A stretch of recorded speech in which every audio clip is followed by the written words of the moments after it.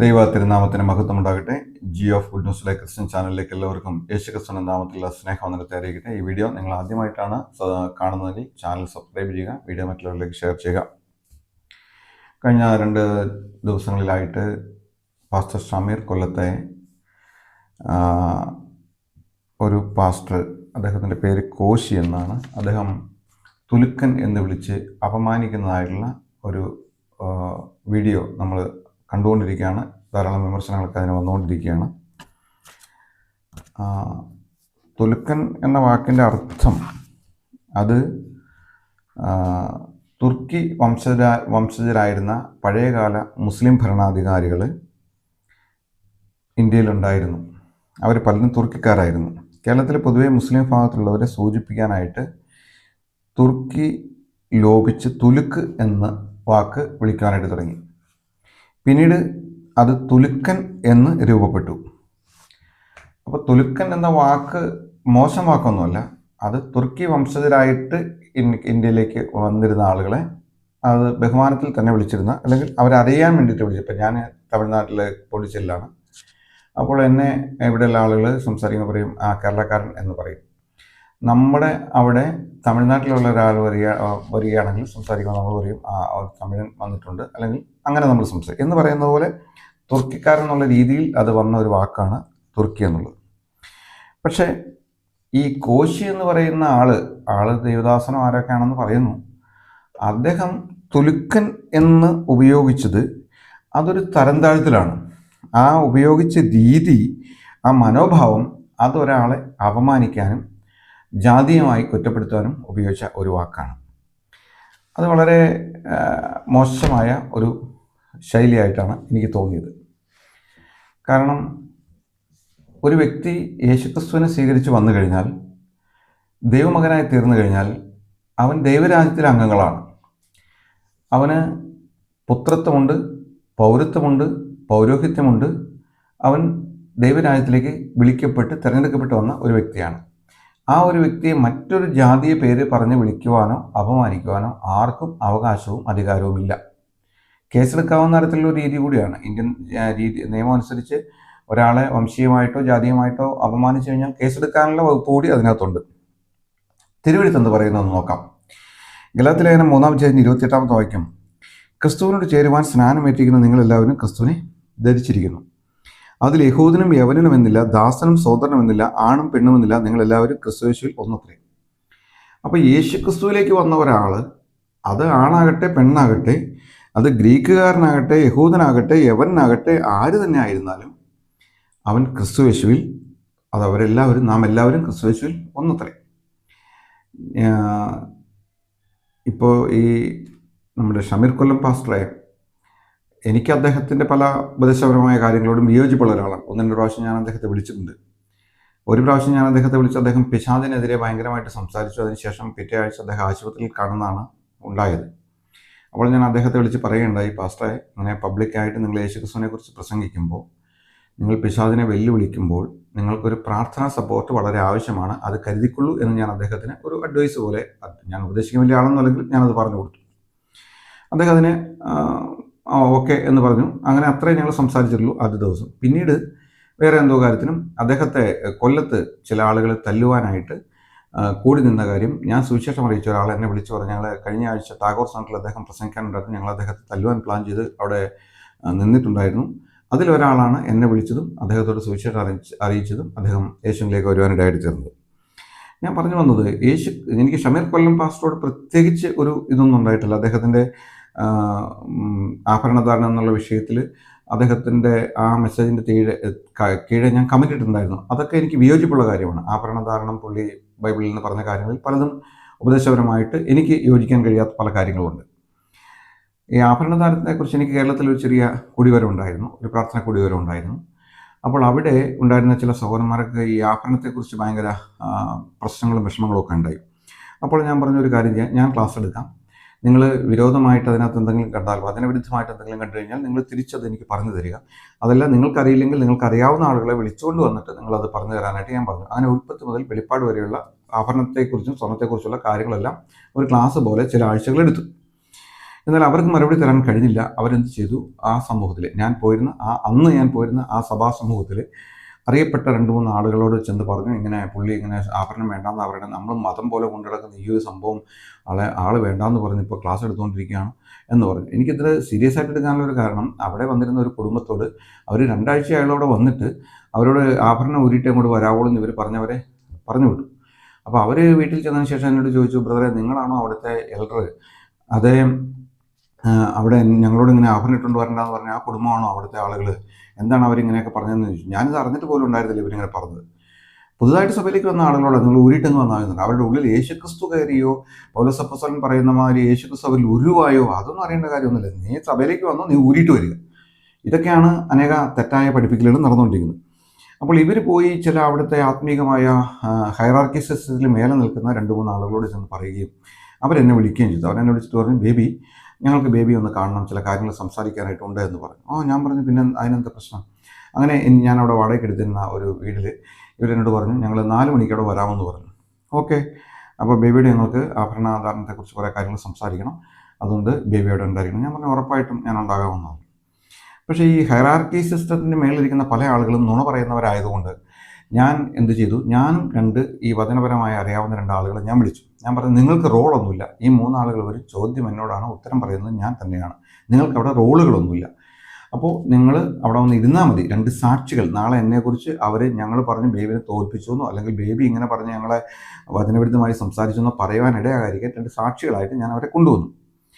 ഇവർ 3 പേരും വലിയ ടോപ്പിൽ നിൽക്കുന്ന ആളുകളാണ്. ഇവർ വന്നു കഴിഞ്ഞിട്ട് ഉടനെ ഞാൻ വിളിച്ചുകൊണ്ടുവന്ന 2 പേരെ കണ്ടു കഴിഞ്ഞപ്പോൾ ഇവർ പറഞ്ഞു, നിന്നോട് തന്നെ വരാനല്ലേ പറഞ്ഞേ? അപ്പം ഞാൻ പറഞ്ഞു, അല്ല, ഇവരതിനൊന്നും സംസാരിക്കില്ല, ചോദ്യങ്ങളൊക്കെ എന്നോട് തന്നെ ആകാം, ഞാൻ തന്നെ മറുപടി പറയും, അവരൊന്നും മറുപടി പറയില്ല, അവർ വെറുതെ അവിടെ ഇരിക്കും, കാണികളായിട്ട് ഇരിക്കുമെന്ന് മാത്രമേ ഉള്ളൂ എന്ന് പറഞ്ഞു. അതിലൊരാൾ പുള്ളി പറഞ്ഞു, ഞാൻ അപ്പോസ്തലനാണ്, നിനക്ക് അറിയാമോ എന്ന് ചോദിച്ചു. ഓക്കെ. ആളെൻ്റെ ഈ ഭാഗത്തേക്ക് ഇങ്ങനെ ചൂണ്ടുവിരൽ വെച്ചിട്ട് അമർത്തി ഭയങ്കരമായിട്ട് എനിക്ക് പെയിൻ വന്നു. ആൾക്കെന്തോ മർമാണിയൊക്കെ അറിയാവുന്ന ആളാണെന്ന് തോന്നുന്നു. ഭയങ്കരമായിട്ട് പെയിൻ വന്നു. ഞാൻ പറഞ്ഞു, എനിക്ക് നല്ല വേദന എടുക്കുന്നുണ്ട്, നിങ്ങൾ അപ്പോസ്തലനായിട്ട് എങ്ങനെയൊക്കെയാണോ ചെയ്യുന്നതെന്ന് ചോദിച്ചു. പിന്നെ പുള്ളി എന്നെ വലിച്ച് മറ്റേ കെട്ടിടത്തിൽ നിന്ന് വലിച്ച് പുറത്തേക്ക് കൊണ്ടുപോയി, നിന്നോട് ഒറ്റയ്ക്ക് വരാനല്ലേ പറഞ്ഞേ, നീ എന്തിനാ ഇവരെ കൂട്ടിയിട്ട് വന്നേ? ഞാൻ പറഞ്ഞു, സഹോദര, അവരൊന്നും നമ്മളോട് സംസാരിക്കില്ല, അവരവിടെ ഇരിക്കുക മാത്രമേ ഉള്ളൂ. എന്നോട് നിങ്ങൾക്ക് ചോദിക്കാൻ ഞാൻ ഉത്തരം പറയും, അത് അവരെ ഒരു സാക്ഷിയെ പോലെ കേട്ടുകൊണ്ടിരിക്കും, വേറെ ഒന്നുമില്ല എന്ന് പറഞ്ഞു. പുള്ളി സമ്മതിച്ചില്ല. ഞാൻ പറഞ്ഞു, പുറമേ നിന്ന് ഒച്ച ഉണ്ടാക്കണ്ട, നമുക്ക് അകത്തേക്ക് കയറി വരാൻ പറഞ്ഞ് ഞാൻ അകത്തേക്ക് കൂട്ടിക്കൊണ്ടുപോകും. ഞാൻ അകത്തേക്ക് കൂട്ടിക്കൊണ്ടുവന്നപ്പോൾ പണക്കാരനായ, അതിനകത്ത് ഈ 3 പേരിൽ പണക്കാരനായ ഒരു വലിയ ദേവദാസനൊന്നും പറയാൻ പറ്റുമൊന്നുമില്ല, കാരണം പണമുള്ളത് മാത്രമേ ഉള്ളൂ. അങ്ങനെ ആ പണക്കാരൻ, അദ്ദേഹം ഇപ്പം മരിച്ചുപോയി. അപ്പോൾ ആ പണക്കാരനായ മനുഷ്യൻ അയാൾ എന്നോട് പറഞ്ഞു, നീ കണ്ട ആപ്പയും ഊപ്പയൊക്കെ വിളിച്ചുകൊണ്ട് വന്നിരിക്കുകയാണെന്ന് പറഞ്ഞു. അപ്പം ഞാൻ പറഞ്ഞു, സഹോദര, അവർ 2 പേരും സുവിശേഷകന്മാരാണ്. നിങ്ങൾ അവരെ ആപ്പ ഊപ്പ എന്നെല്ലാം വിളിച്ച് സംസാരിച്ചു കഴിഞ്ഞാൽ അതേ വില മാത്രമേ ഞാൻ നിങ്ങൾക്കും തരികയുള്ളൂ. യേശുക്രിസ്തുവിന്റെ രക്തം കൊടുത്ത് വാങ്ങിയ വിലയ്ക്ക് വാങ്ങി ഇവരെ നിങ്ങളിപ്പോൾ ഉപയോഗിച്ച വാക്ക് വളരെ മോശമാണ് എന്ന് പറഞ്ഞ് ഞാൻ അദ്ദേഹത്തോടും എതിർക്കാനായിട്ട് ഇടയായി. അപ്പോൾ ഇവരുടെ പിടിയിലൊന്നും ഞാൻ ഒതുങ്ങുകയില്ല എന്ന് കണ്ടു കഴിഞ്ഞപ്പോൾ ഇവർ പറഞ്ഞു, ഇല്ല, ഞങ്ങൾ ചർച്ചയ്ക്കില്ല, നിങ്ങളുടെ ഒറ്റയ്ക്ക് വരാനാണ് പറഞ്ഞത് എന്ന് പറഞ്ഞ് ഇവർ അവിടെ നിന്ന് ഇറങ്ങിപ്പോവുകയുണ്ടായി. അതിനുശേഷം അവർ ചെന്ന് എന്തോ എന്നെക്കുറിച്ച് ചില നുണകളൊക്കെ പറഞ്ഞു. അതായത് പുള്ളി ആ വിഷയത്തിൽ സംസാരിക്കാൻ താല്പര്യപ്പെട്ടില്ല എന്നോ എന്തൊക്കെ പറഞ്ഞു കുറേ. അതൊന്നും ഞാൻ മൈൻഡ് ചെയ്യാൻ പോയില്ല. എന്നാൽ പുള്ളി പറഞ്ഞ ചില നുണകൾ, എനിക്കെതിരെ അയച്ചൊരു കത്ത് എൻ്റെ കയ്യിൽ വന്നു ചേരുവാനിടയായിട്ട് തീർന്നു. അപ്പോൾ ഞാൻ അദ്ദേഹത്തിന് അതിനെ തിരിച്ചയച്ചു കൊടുത്തു. എന്നോട് നുണ പറഞ്ഞ, എന്നെക്കുറിച്ച് നുണ പറഞ്ഞ ആൾക്ക് തിരിച്ചയച്ചു കൊടുത്തു. അപ്പോൾ ഇതൊരിക്കലും ഇങ്ങനെ സംഭവിക്കുമെന്ന് പുള്ളി വിചാരിച്ചില്ല. കാരണം അയച്ചു കൊടുത്ത ആൾ എനിക്ക് അയച്ചു തരുമെന്ന് ആൾ ഒരിക്കലും വിചാരിച്ചില്ല. ഞാൻ അതിനകത്ത് ഇത് സത്യമാണോ എന്ന് ചോദിച്ച് അയച്ചു കൊടുത്തു. പുള്ളി എന്നിട്ട് ക്ഷമ പറഞ്ഞുകൊണ്ട് ഒരു കത്തെനിക്ക് തന്നു. അതായത് വേറെ ആരെങ്കിലും കണ്ടു കഴിഞ്ഞാൽ പിടിക്കപ്പെടാത്ത രീതിയിൽ ഒരു ക്ഷമ പറഞ്ഞുകൊണ്ട് ആ കത്തെനിക്ക് അയച്ചു തരേണ്ടത്. അദ്ദേഹം ഇപ്പോൾ ജീവിച്ചിരിക്കുന്നുണ്ട്. അപ്പോൾ ഹൈറാർക്കി സിസ്റ്റത്തിൻ്റെ ഇതിലൂടെ പോകുന്ന തലപ്പത്തിരിക്കുന്ന പല ആളുകൾക്കും എന്തും പറയാമെന്നുള്ള ഒരു ധാരണ അവർ വെച്ച് പുലർത്തുന്നുണ്ട്. എന്നാൽ അത് വളരെ തെറ്റായിട്ടുള്ള ഒരു കാര്യമാണ്. കാരണം രക്ഷിക്കപ്പെട്ട ദൈവമക്കളെ, യേശുക്രിസ്തുവിൻ്റെ രക്തം കൊടുത്ത് വിലയ്ക്ക് വാങ്ങിയ ഓരോ ദൈവ പൈതലും, ആണാകട്ടെ പെണ്ണാകട്ടെ, അവരെല്ലാവരും ക്രിസ്തു യേശുവിൽ ഒന്നത്രേ. അവരെ നമ്മൾ ജാതീയമായിട്ടോ വംശീയമായിട്ടോ ആക്ഷേപിക്കാൻ പാടുള്ളതല്ല. യേശുക്രിസ്തു നമ്മളെ പഠിപ്പിച്ചതോ അപ്പോസ്തലന്മാർ നമ്മളെ പഠിപ്പിച്ചതോ അതല്ല. ഇന്ന് പല സഭകളിലും താഴ്ന്ന ജാതി അങ്ങനെ നമുക്ക് പറയാൻ പാടില്ല, എങ്കിലും SC ST വിഭാഗത്തിൽ നിന്നൊക്കെ ചില ആളുകൾ രക്ഷിക്കപ്പെട്ട സഭയിലേക്ക് വന്നു കഴിഞ്ഞാൽ അവർക്ക് വേറൊരു തലത്തിലാണ് അവരോട് ഇടപെടുകയും സംസാരിക്കുകയൊക്കെ ചെയ്യുന്നത്. അവരെ മാറ്റിയിരുന്നൊക്കെ നമുക്ക് കാണാൻ സാധിക്കും. എന്നാൽ നമ്മളെല്ലാവരും രൂപാന്തരം പ്രാപിക്കുകയും ഒരേ രീതിയിൽ നമ്മൾ ഇവിടുന്ന് എടുക്കപ്പെടുകയും ചെയ്യേണ്ട ആളുകളാണ്. കർത്താവിൻ്റെ വരവിലോ അല്ലെങ്കിൽ നാം മരിച്ചതിന് ശേഷം നാം ഉയർത്തെഴുന്നേൽക്കേണ്ട ആളുകളാണ്. അങ്ങനെയുള്ള നാം എല്ലാവരും ദൈവത്തെ ആരാധിക്കാനായിട്ട് പോകുന്ന നമ്മൾക്ക് ഈ ഭൂമിയിൽ വെച്ചുള്ള ഈ വേർതിരിവ് അത് പരിജ്ഞാനക്കുറവുകൊണ്ടാണെന്ന് മാത്രമേ എനിക്ക് പറയാനായിട്ടുള്ളൂ. മറ്റ് 2 കാര്യങ്ങൾ എന്താണെന്ന് വെച്ച് കഴിഞ്ഞാൽ, ഒരിക്കൽ ഒരു നീഗ്രോ രക്ഷിക്കപ്പെട്ട് കഴിഞ്ഞപ്പോൾ അദ്ദേഹത്തോട് സുവിശേഷം പറഞ്ഞു കൊടുത്ത ആൾ പറഞ്ഞു, നിൻ്റെ അടുത്ത് എവിടെയെങ്കിലും സഭ ഉണ്ടാവും, നീ അവിടെ പോയി ദൈവത്തെ ആരാധിക്കാനായിട്ട് പറഞ്ഞു. അങ്ങനെ അദ്ദേഹം അവിടെ തൻ്റെ വീടിൻ്റെ അടുത്ത് വന്നു കഴിഞ്ഞപ്പോൾ അവിടെ ഒരു വെള്ളക്കാരുടെ ഒരു ആരാധനാലയമുണ്ട്. അദ്ദേഹം അവിടെ ചെന്നു കഴിഞ്ഞിട്ട് അവർ ചോദിച്ചു, എന്താണ്? ഇല്ല, ഞാനിങ്ങനെ യേശുവിനെ സ്വീകരിച്ചു, ഞാൻ വീണ്ടും ജനിച്ചു, അപ്പോൾ കർത്താവിനെ സത്യത്തിൽ ആത്മാവിൽ ആരാധിക്കാൻ വന്നാണെന്ന് പറഞ്ഞു. അതൊന്നും കുഴപ്പമില്ല, നീ പുറത്തുനിന്ന് ആരാധിച്ചാൽ മതി, അകത്തേക്ക് കയറണമെന്ന് പറഞ്ഞു. അങ്ങനെ ഈ കറുത്ത വർഗ്ഗക്കാരനെ അവർ അകത്തേക്ക് കയറ്റിയില്ല. ഇവൻ പുറത്തിരുന്ന് വളരെ ഭാരപ്പെട്ടു. അവൻ കർത്താവിനോട് പറഞ്ഞു, കർത്താവെ, അങ്ങ് എന്നെ തിരഞ്ഞെടുത്തില്ലേ, അങ്ങനെ വിളിച്ചില്ലേ, ഞാൻ അങ്ങയുടെ മകനല്ലേ, എന്തുകൊണ്ടാണ് അവരെന്നെ പുറത്ത് നിർത്തിയത് എന്ന് ചോദിച്ചു.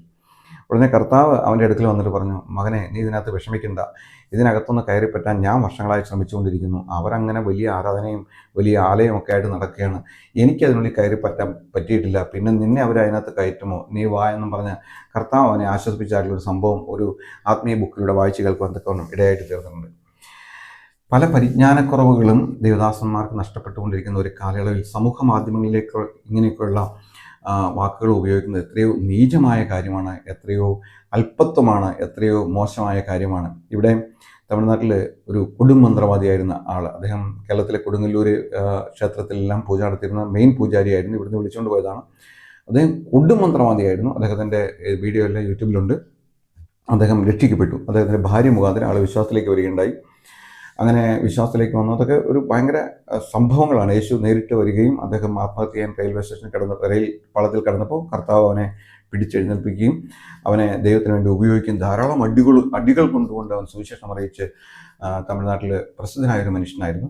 അദ്ദേഹം ഒരിക്കൽ ഇങ്ങനെ ഈ ഭാര്യ മുഖാന്തരം വിശ്വാസത്തിലേക്ക് വന്ന് അദ്ദേഹം ഭാര്യയുടെ അടുത്ത് വന്നു. ഇങ്ങനെ രാത്രിയിൽ ഞാൻ റെയിൽവേ പാളത്തിൽ മരിക്കാൻ കിടന്നപ്പോൾ യേശു എൻ്റെ അടുക്കൽ വന്നു, അവൻ എന്നെ തൊട്ടു, അവൻ എന്നെ ആശ്വസിപ്പിച്ചു, അവൻ എന്നോട് പാപങ്ങളെല്ലാം ക്ഷമിച്ചെന്ന് പറഞ്ഞു. ഞാൻ എന്ത് ചെയ്യണമെന്ന് ചോദിച്ചു. ഭാര്യ പറഞ്ഞു, നിങ്ങളിവിടെ അടുത്തുള്ള സഭയിൽ പോകുക. അപ്പോൾ ഇദ്ദേഹം വസ്ത്രം ധരിക്കാറില്ല. ഇദ്ദേഹത്തിൻ്റെ തലമുടി നീണ്ട് കാൽപാദം വരെ ജടയായിട്ട് കിടക്കുന്നുണ്ടായിരുന്നു. അതുകൊണ്ട് മറയ്ക്കുന്നതല്ലാതെ അദ്ദേഹം വസ്ത്രം ധരിച്ചിട്ടില്ല. അപ്പോൾ ഒരു കാവിമുണ്ട് ആ സ്ത്രീ എടുത്തു കൊടുത്തു. ആ കാവിമുണ്ട് കൊടുത്തുകൊണ്ട് അദ്ദേഹം സഭയിലേക്ക് ചെന്നു. സഭയുടെ ഏറ്റവും പുറകിൽ പോയി അദ്ദേഹം ഇരിക്കുകയുണ്ടായി. അങ്ങനെ അവിടെ ഇരുന്ന് കഴിഞ്ഞപ്പോൾ ഏതോ ഒരു സഹോദരി തിരിഞ്ഞു നോക്കിയപ്പോൾ ഒരു കാവ്യമുണ്ടും ധരിച്ച് ഒരു ഭയങ്കര മുടിയെല്ലാം ജട പിടിച്ചൊരു മനുഷ്യൻ അവിടെ ഇരിക്കുന്നത് കണ്ടു.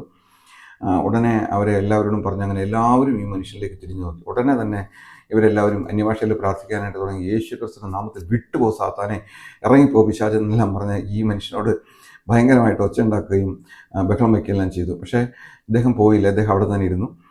അദ്ദേഹം അവിടെ ഇരുന്ന് കഴിഞ്ഞപ്പോൾ പാസ്റ്റർ മാറി നിന്ന് ദൈവസന്നിധിയിൽ പ്രാർത്ഥിച്ചപ്പോൾ പാസ്റ്ററുടെ ദൈവം പറഞ്ഞു, ഇന്നലെ ഇയാൾ മരിക്കാനായിട്ട് റെയിൽവേ പാളത്തിൽ കടന്നയാളാണ്. ഇത് പരിശുദ്ധാത്മാവ് മുഖാന്തരം ഇവിടെ സഭയിൽ അദ്ദേഹം പറയുകയുണ്ടായി. അപ്പോൾ ആളുകളെല്ലാം അത്ഭുതപ്പെട്ടു. പാസ്റ്റർ പറഞ്ഞു, ഇദ്ദേഹത്തിൻ്റെ പേര് ഇന്നതാണ്, ഇദ്ദേഹം ഇന്നലെ ഇങ്ങനെ പ്രവചനാത്മാവിൽ അദ്ദേഹം അതെല്ലാം പറഞ്ഞു കഴിഞ്ഞപ്പോൾ ഈ മനുഷ്യനും അത് ഭയങ്കര അത്ഭുതമായി. കാരണം അയാളുടെ സാക്ഷ്യം പറയുന്നതിന് മുമ്പ് തന്നെ ദൈവാത്മാവ് മുഖാന്തരം പാസ്റ്റർ ഇയാളുടെ ജീവിതത്തിൽ എന്താണ് നല്ല സംഭവങ്ങളെല്ലാം പറയുകയുണ്ടായി. അങ്ങനെ അതൊരു അത്ഭുതകരമായ നിലയിൽ അദ്ദേഹത്തിൻ്റെ തന്നെ സാക്ഷ്യത്തിൽ പറഞ്ഞ ഒരു കാര്യമാണ്. അപ്പോൾ ഞാൻ പറഞ്ഞു വരുന്നത്, നമ്മൾ രക്ഷിക്കപ്പെട്ട ദൈവമക്കളെല്ലാം ദൈവത്തിൻ്റെ കൃപയാൽ വിളിയാൽ തിരഞ്ഞെടുക്കപ്പെട്ടവരാണ്. കർത്താവിൻ്റെ കൃപ കൊണ്ട് മാത്രം നമ്മളെ തിരഞ്ഞെടുത്തതാണ്, വിളിച്ചതാണ്. നമ്മുടെ ഏതെങ്കിലും പാരമ്പര്യമോ ക്വാളിറ്റിയോ ഒന്നും കണ്ടിട്ട് തിരഞ്ഞെടുത്തല്ല. യഹൂദന്മാരുമായിട്ട് പോലും ഒരു പാരമ്പര്യമില്ലാത്ത നമ്മളെ ദൈവം കൃപയാൽ തിരഞ്ഞെടുത്തു. അതുകൊണ്ട് മറ്റുള്ള ദൈവദാസന്മാരെ ജാതീയമായും വംശീയമായും അപമാനിക്കുന്നതും നിന്ദിക്കുന്നതും വളരെ വേദനാജനകവും ദൈവസന്നിധിയിൽ കുറ്റകരവുമായ ഒരു കാര്യമാണ്. ഈ വീഡിയോ അദ്ദേഹം കാണുമോ എന്നൊന്നും എനിക്കറിയില്ല. എങ്കിലും നാം ഇത് സൂക്ഷിക്കുന്നത് നന്നായിരിക്കും. അതുകൊണ്ടാണ് ഇങ്ങനെ ഒരു വീഡിയോ ചെയ്യാൻ ആഗ്രഹിച്ചത്. ഈ വചനം കേട്ട നിങ്ങളെല്ലാവരെയും കർത്താവ് അനുഗ്രഹിക്കട്ടെ. ഈ ചാനൽ നിങ്ങൾ സബ്സ്ക്രൈബ് ചെയ്യുക, കൂടുതൽ ആളുകളിലേക്ക് വീഡിയോ അയച്ചു കൊടുക്കുക. ദൈവനാമം മഹത്വപ്പെടാനിടയാകട്ടെ. നമുക്ക് പ്രാർത്ഥിക്കാം. സ്വർഗ്ഗീയ നല്ല പിതാവായ ദൈവമേ, ഈ ഒരു പുതിയ ദിവസത്തിനായിട്ട് അങ്ങേ സ്തുതിക്കുന്നു. അങ്ങ് ഞങ്ങൾക്ക് നൽകിയ ഒരു ഉപദേശത്തിനായിട്ട് ഞങ്ങൾ അങ്ങേ സ്തുതിക്കുന്ന കർത്താവേ. ക്രിസ്തുയേശുവിൽ ആണെന്നോ പെണ്ണെന്നോ യവനെന്നോ യഹൂദനെന്നോ ഇല്ലല്ലോ കർത്താവേ. ഞങ്ങൾ ക്രിസ്തുവിൽ എല്ലാവരും ഒന്നാണ്. ഇത് കാണുവാൻ ഞങ്ങളുടെ കണ്ണുകളെ തുറക്കണമേ കർത്താവേ. ഓരോ സഹോദരനെയും ഓരോ സഹോദരിയെയും സഭയിൽ ചേർത്ത് പിടിക്കാൻ തക്കമുള്ള കൃപ ഞങ്ങൾക്ക് എല്ലാവർക്കും തന്ന് സഹായിക്കണമെന്ന് പ്രാർത്ഥിക്കുന്നു. അവിടെ ഞങ്ങളുടെ പ്രാർത്ഥന കേട്ടതിനായിട്ട് സ്തോത്രം മഹത്വം എടുത്താൽ എല്ലാം ഞങ്ങൾക്ക് വേണ്ടി ജീവൻ ശേഷിതാം കർത്താവായ യേശു ക്രിസ്തുവിന്റെ പരിശുദ്ധമായ നാമത്തിൽ തന്നെ ആമേൻ ആമേൻ ആമേൻ.